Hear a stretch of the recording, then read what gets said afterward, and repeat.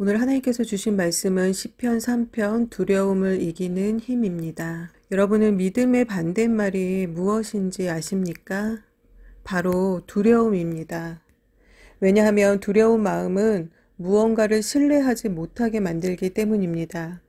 또 두려운 마음은 우리로 하여금 사람도 세상도 하나님도 온전하게 신뢰하지 못하게 만듭니다. 특별히 인생을 살면서 큰 위기를 맞이하여 어려움을 겪다 보면 이러한 두려운 마음을 갖게 됩니다. 사람을 통해 어려움을 겪으면 사람이 못 믿어서 사람이 두려워지게 되고, 직장 생활 속에서 어려움을 겪으면 사회생활을 하는 것이 두려워지게 됩니다. 물에 빠진 경험이 있는 사람들은 물을 두려워하게 되죠. 요즘에는 이러한 것들을 트라우마라고 말하는데, 이 두려움은 사람으로 하여금 아무것도 할 수 없는 지경에 이르게 합니다. 특별히 사람에 의해 어려움을 겪게 되는 일은 큰 상처가 될 뿐 아니라 한 사람의 삶 전체가 흔들리는 일이 되기도 합니다. 요즘에는 부모와 자녀들 간의 일로 어려움을 겪는 가정도 참 많이 있음을 봅니다. 다윗에게도 이러한 일이 있었는데요. 다윗은 여러 여인들을 통해 많은 자녀들을 두었습니다. 첫째 아들인 암놈은 셋째 아들 압살롬의 누이였던 다말에게 연정을 품고 있다가 다말을 겁탈하는 사건이 벌어지게 됩니다. 그리고는 다말을 모른 척하며 내팽개칩니다. 이 사실을 알게 된 압살롬은 자신의 누이에게 몹쓸 짓을 해한 암논을 죽이게 됩니다. 이 일로 인해서 압살롬은 예루살렘을 떠나 한참을 도망을 가서 살다가 예루살렘으로 돌아오게 되었습니다. 그러나 예루살렘으로 돌아온 압살롬을 아버지 다윗은 반겨주지 않았습니다. 불만을 품게 된 압살롬은 아버지 다윗 왕에게 반역을 도모하기 시작했습니다. 사무엘하 15장 1절에서 3절의 말씀을 한번 같이 읽어보시겠습니다. 이후에 압살롬이 자기를 위하여 병거와 말들을 준비하고 전배 50명을 세우니라. 압살롬이 일찍이 일어나 성문 길 곁에 서서 어떤 사람이든지 송사가 있어 왕에게 재판을 청하러 올 때에 그 사람을 불러서 이르되 너는 어느 성 사람이냐? 그 사람의 대답이 종은 이스라엘 아무 지파에 속하였나이다 하면 압살롬이 저에게 이르기를 내 일이 옳고 바르다마는 내 송사 들을 사람을 왕께서 세우지 아니하셨다 하고, 압살롬은 다윗 왕에게 재판을 청하러 오는 자들을 자기 편으로 만드는 작업을 오랜 동안 지속하였습니다. 또 서원제의 청함을 받은 200명을 반역의 동반자로 만들었고, 아버지 다윗의 참모였던 아히도벨을 자신의 편으로 끌어들였습니다. 이 아히도벨이 압살롬의 편을 들게 되면서 반역의 규모가 더 커졌고 압살롬에게로 넘어온 백성들의 수가 많아지게 되었습니다. 백성들은 그동안 다윗의 잦은 정복 전쟁과 건축에 따른 부역으로 인해 고충이 큰 상태였기 때문에 압살롬에게 마음이 옮겨지기가 쉬웠을 것입니다. 다윗은 아들 압살롬의 반역 소식을 듣고 예루살렘에서 나오게 되었습니다. 아마도 동족 상잔의 비극을 막고 예루살렘 성이 훼손될 것을 방지하기 위해서였을 것입니다. 오늘 본문 시편 3편은 다윗이 아들 압살롬에게 피해 다니던 이러한 상황 가운데에서 쓴 시입니다. 오늘 본문 1절에서 2절의 말씀을 한번 같이 읽으시겠습니다. 여호와여 나의 대적이 어찌 그리 많은지요. 일어나 나를 치는 자가 많소이다. 많은 사람이 있어 나를 가리켜 말하기를 저는 하나님께 도움을 얻지 못한다 하나이다. 셀라. 1절과 2절에는 많다라는 말이 반복이 됩니다. 많은지요, 많으니, 많은 사람이. 이 많다라는 표현이 3번 반복됨으로써 다윗의 절박한 위기 상황이 표현되어 있으며 다윗을 둘러싸고 있는 대적들의 수가 얼마나 많이 있었는가를 알 수가 있습니다. 이 많은 다윗의 대적들은 하나님을 인정하지 않는 불량한 자들로서 하나님께서 세우신 왕인 다윗에게 반역한 자들이었습니다. 또한 그들은 다윗이 하나님의 도움을 받지 못한다라고 조롱을 하였습니다. 결국 다윗을 대적하는 자들은 자신들의 눈에 보이는 인간적인 숫자의 우세함을 의지해서 하나님이 세우신 왕을 대적한 그러한 행위를 한 자들입니다. 이들의 행동은 결국 하나님을 대적하는 것이었으며 하나님을 대적하여 자신들이 승리할 것이다 라고 착각한 것과 같은 행위입니다.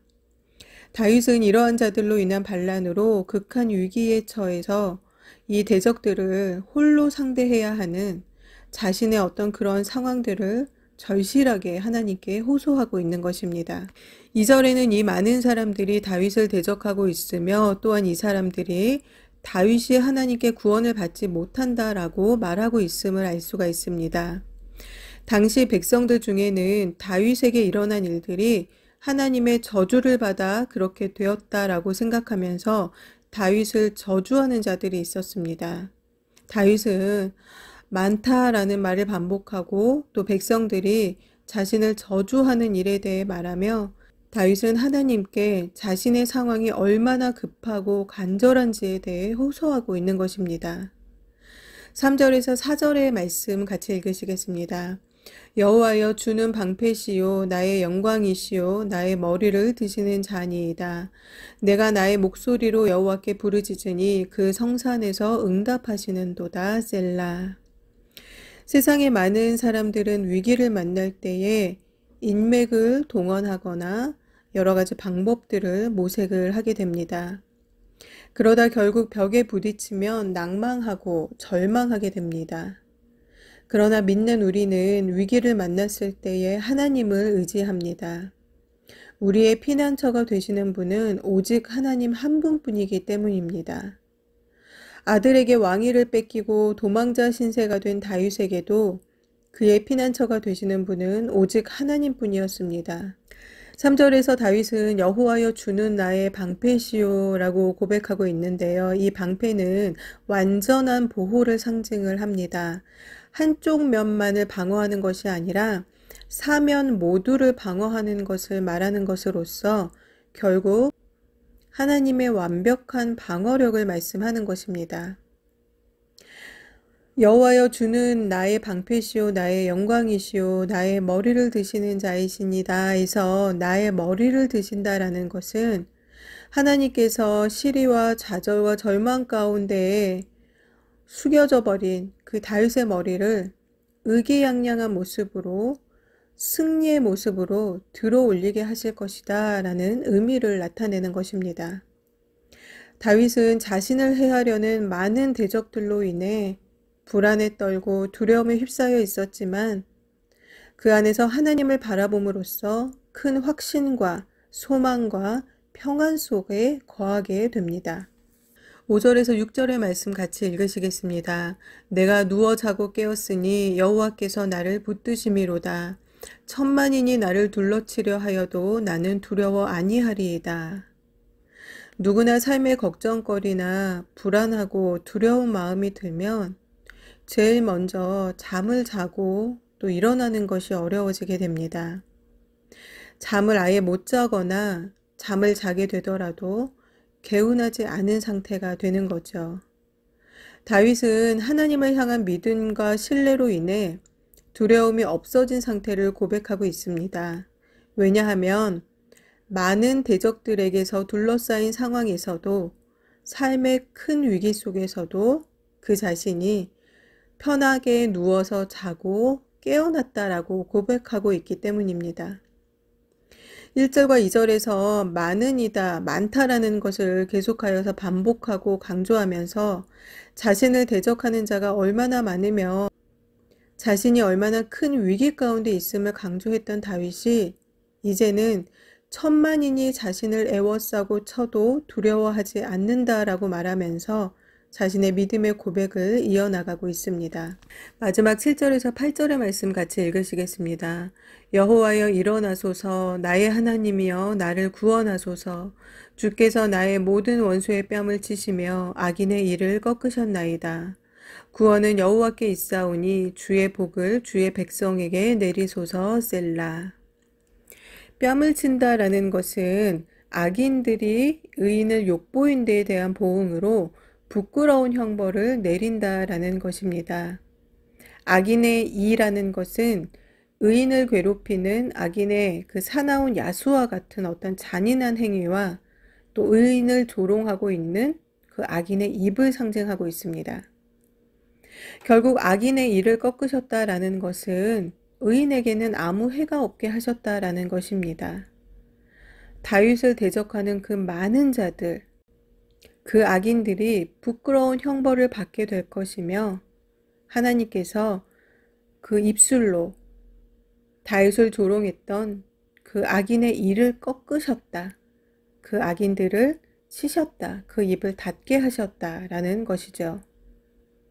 다윗은 자신의 구원과 원수들의 멸망을 확신하였습니다. 이러한 그의 확신과 소망은 하나님께서 그를 안전하게 지켜주실 것이다 라는 믿음에서 비롯된 것이었습니다. 다윗은 이후에 자신의 믿음대로 대적들의 손에서 구원을 받게 되고 또 왕의 자리에도 보게 하여서 다시 백성들을 통치할 수 있게 됩니다. 다윗이 위대한 것은 절체절명의 고난과 위기 가운데에서도 자신의 힘을 의지하거나 인간의 도움을 구하지 않고 하나님을 부르고 또 하나님을 의지하였다라는 것입니다. 다윗은 자신의 아들이 칼을 들고 반역을 일으키는 안타까우면서도 또 수치스럽고 절망적인 상황 가운데에서 슬픔에 빠져 탄식만 하거나 그저 주저앉아 있지만은 않았습니다. 다윗은 정말로 간절하게 하나님께 탄식하고 호소하면서도 하나님께서 도우실 것을 확신했습니다. 삶의 위기나 어려움은 누구에게나 다 있습니다.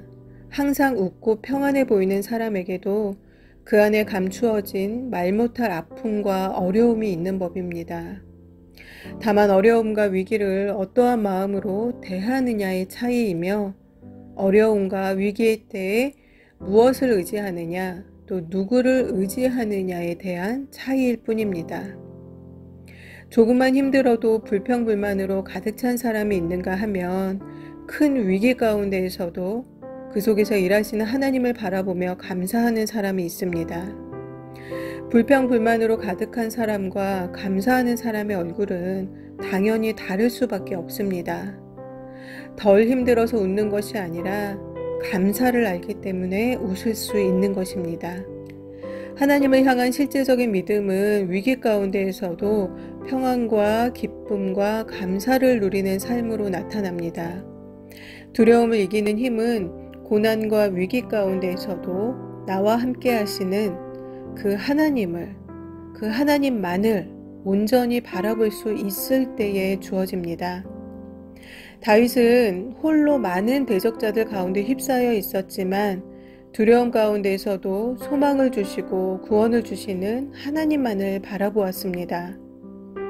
살다 보면 억울한 일도 있고 이유 없이 사람들에게 비난을 받거나 홀로 고립되는 일도 종종 겪게 됩니다. 이럴 때에는 화와 분을 참지 못하여서 이성을 잃거나 생각으로, 입으로, 행동으로 죄를 짓게 되는 경우가 더 많이 생깁니다. 그럴 때면 사람이 아니라 오늘 본문의 다윗과 같이 하나님께 내 아픈 심정을 토로하며 기도하는 것이 필요합니다. 그때에 우리와 늘 함께 하시며 일하시는 하나님을 바라볼 수 있게 되는 것입니다. 또 그때에 누워 자고 깨는 평안함이 또 천만인이 나를 애워싸 진쳐도 두렵지 않습니다 라는 오늘 본문의 다윗의 고백이 동일하게 터져나오게 될 것입니다. 이런 고백이 저와 여러분 모두에게 있게 되기를 간절히 소망합니다. 이 시간 다 함께 같이 기도하신 후에 예배를 마치도록 하겠습니다. 기도하시겠습니다.